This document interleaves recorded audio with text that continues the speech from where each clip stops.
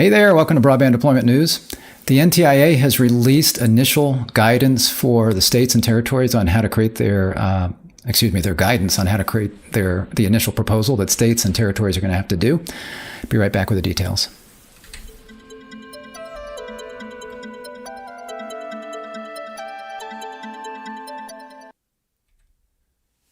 Thanks for joining me. Rick Husey here with Broadband Deployment News. So this came out a couple of days ago. So this is the next step for states and territories as they look to request or to qualify, I guess, for the broadband funding that they now know they're going to get. So each state now knows how much money they're going to get. And the next step for them is an initial proposal. And the timeline on that is they have to get that in within 180 days from the time that they found out how much money they're going to get. And I think everybody found out on the same day. I think it was June 26th. So that means sometime around, I guess, September 26th is when they need to have this in. It's supposed to be 180 days after that. Is that right? Or is that? No, that's going to be longer. That means 369. No, I'm sorry. So it's 180 days. So 180 days after June 26, not 90 days. So states have that long to get their initial proposal in. And then after that, there's a final proposal that they're going to have to do. And actually, once their initial proposal is accepted, I think they have a whole year to get in their final proposal. And obviously, we all hope it's not going to take that long for that to happen, because that would push any funding that they would be getting out into 2025. So we don't want that. We're hoping that states can get their initial proposals in, get challenge processes done, get their final proposals in, and get all of that completed so we could start maybe seeing some of this money being put to work sometime in, let's say, early to mid 2024. So this is the document. I've linked in the description here to where you can download this document, as well as a couple other things that I'm going to talk about here. So you see here, this is the initial proposal guidance. And it's guidance on Volume 1 and Volume 2. You'll see that. So basically, that Volume 1 and Volume 2, there's 19 things that need to be in the initial proposal, 19 requirements. And what the NTIA has done is broken that out to where you can have a Volume 1 and a Volume 2. And Volume 1 is something that you can get in sooner so that they could maybe start looking at that sooner.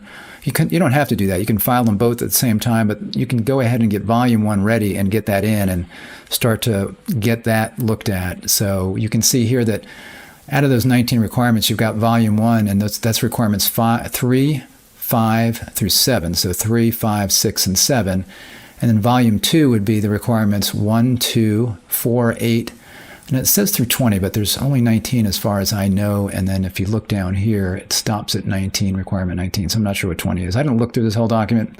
I linked to it, and you can go ahead and go through this. So if you're a state or territory, obviously going to want to be checking this out. Maybe even broadband providers might want to look at this. So again, this is now available, and that a lot of this has to do with the challenge process, because that's the other big thing that has to take place. So internet service providers, as they're getting their initial proposals ready, one of the things that they have to be talking about is how they're going to reach everybody in their state with broadband service through BEAD funding and any other funding that they have.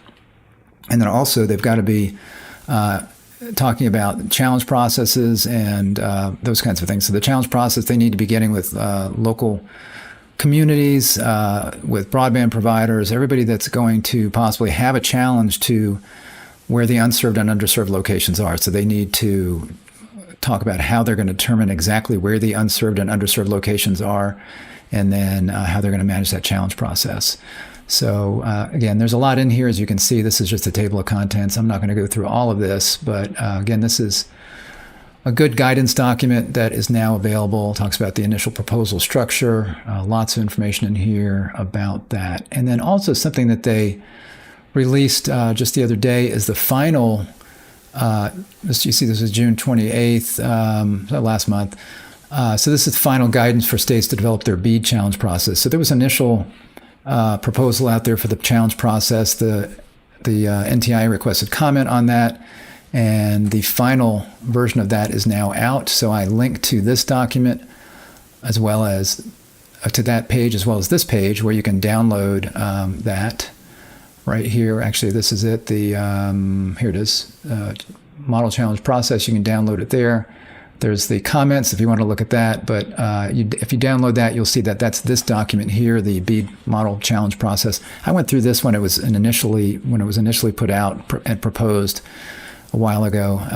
And this, so it looks like this is just maybe the only challenge process guidance that they have right now is for volume 1, because that is kind of a first step. So you see here, the table of contents just covers volume 1. So again, you see requirements 3, 5, 6, and 7 here as they go through that. So, and the way this document works is pretty interesting. Is they really do try to make it easy, where it's laid out in such a way that it mentions here that you can use a lot of the text that's in here already, and you just need to make sure that you are changing the text in blue to match your specific situation. So, as you go through this, a couple of examples here, like here, you could just existing broadband funding requirements, tells you what you need to submit, gives you some examples. You've got questions, some example responses, and that kind of thing. And then here, you can see here, this is an example response that you could use, and then you've got to insert your publication date, for example. So that's how this works.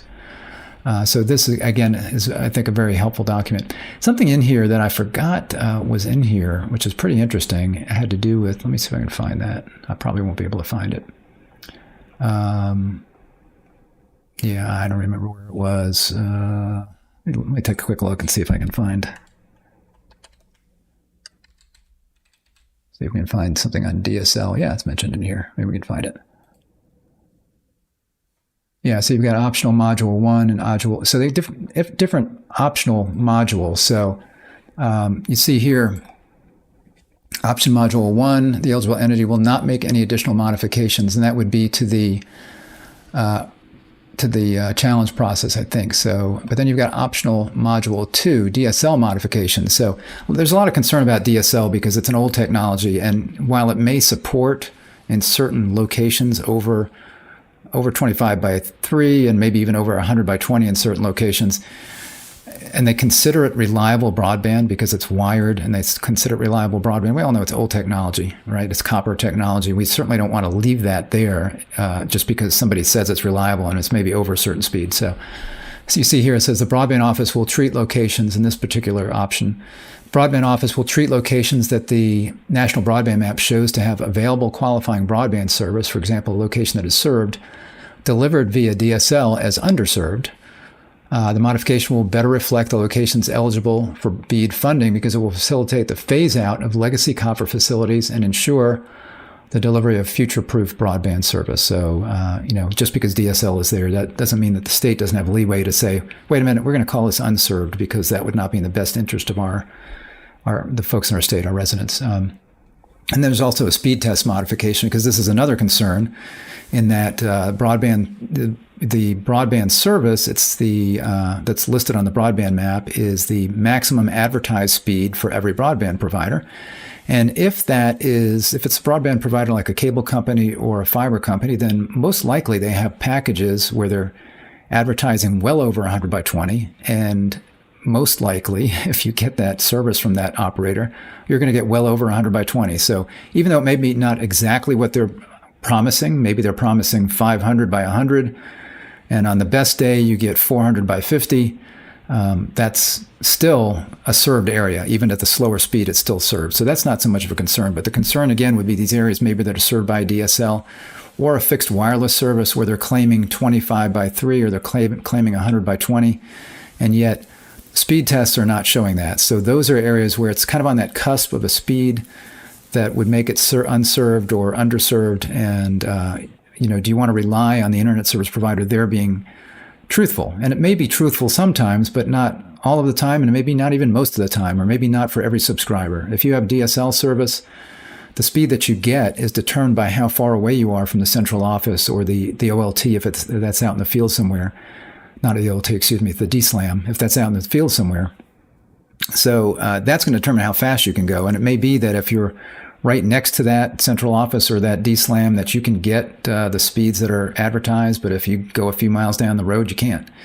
So these are all important things. So you see here, there's this optional module 3, speed test modifications. The broadband office will treat as underserved locations that the National Broadband Map shows to be served.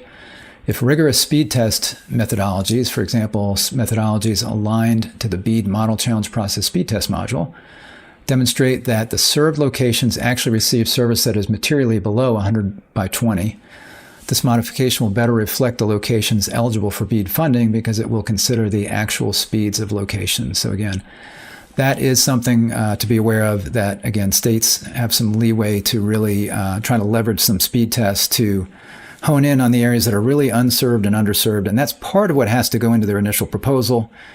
For example, if they're going to, part of this is part of the challenge process, or they're going to challenge areas that say they're served when they really are unserved because they feel like the speed test data shows that. So anyway, again, I've linked to where you can get these particular documents. So there you go. Before I go, I want to remind you, if you didn't see it, this past Tuesday, I did a live stream with Travis Abrams from UNS, and we talked about cybersecurity, and specifically we talked about the NIST requirements, the NIST cybersecurity framework that is required for internet service providers to meet if they're going to get BEAD funding. If they're going to be providing service over a BEAD-funded network, the state needs to have them attest that they meet something similar to or the NIST cybersecurity framework. So we did a first stream about that on Tuesday at 3 o'clock. We're going to follow that up this coming Tuesday at 3 o'clock, same time, on our YouTube channel. And we'll be going into more depth into how they actually, or how an internet service provider actually can meet those kind of core areas of NIST. So we'll be going through that. It'll be very important for anybody that's a internet service provider. If you're going to be getting BEAD funds, you need to know this. If you're a broadband state office, you need to know this as well, because again, the states need to attest to you, and then you're going to be putting in your information back to the NTIA that you have confirmed that the internet service providers will have a NIST framework of some kind in place, something that materially matches that prior to them providing service on that funded network. So again, that's 3 o'clock next week, and I forgot to do this last time. I'll try to remember this time. I'll pin in a comment a link to that broadcast if you want to check that out. That'll be, again, Tuesday at 3 o'clock Eastern Time on our YouTube channel. So I hope you can join us for that. And if you're subscribed and click the little bell to be notified, then you'll be notified whenever I'm live, and then whenever I am live, and then you'd see that notification pop up 3 o'clock on Tuesday. So if you're not subscribed, go and do that. If you found this helpful, if you give me a like on the video, I'd appreciate it. Thanks for joining me today. I'll see you next time for broadband deployment news, and hopefully see you next Tuesday live at 3 o'clock, specifically at 3 o'clock for that cybersecurity stream. And if you are joining me live, then you can ask questions or just comment on our chat, but you can certainly ask questions during that. If you have questions about cybersecurity and BEAD or the NIST framework, we'll be happy to take those questions live at that time. Thanks again. See you next time. Bye-bye.